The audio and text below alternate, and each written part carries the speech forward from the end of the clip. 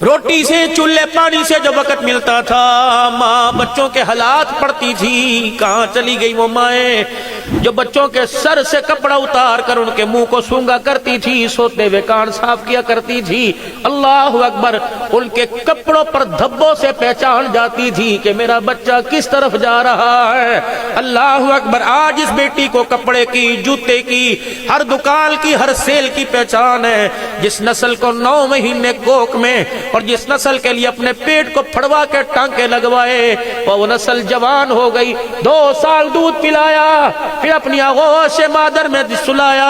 اللہ اکبر، آج اسی بچے کو پہچان نہیں سکی۔ یہ ماں کہتی ہرے پتہ نہیں کی دیتے چلا گیا، ہرے کی دیتے چلا گیا۔ مولوی صاحب ایسا تویز دو فرما بردار ہو جائے، اور نہیں اللہ اکبر، کہتے ہوں گے مولویوں کے تویز، عبدالحنان کا تویز میرے عزیزوں اس بچے کے لیے کام نہیں آئے گا۔ میری بہنا، اپنے بچے کی نظر نہ اتروا، اپنے شوہر کے کاروبار کے لیے تویز بعد میں لے، اپنے مکان کی خیر و برکت کے لیے قرآن کی آیتیں بعد میں لکھوا، پہلے اپنے لیے تویز بنا۔ پتہ نہیں تیری گود کو کس کی نظر لگ گئی، تیرا حیا، تیرا پردہ، تیری غیرت کون چرا کے لے گیا۔ تیری گود اللہ اکبر اتنی لاوارث ہو گئی کہ اس گود نے رابعہ بصریہ کو پیدا کرنا چھوڑ دیا، اس گود نے عبدالقادر جیلانی پیدا کرنا چھوڑ دیا۔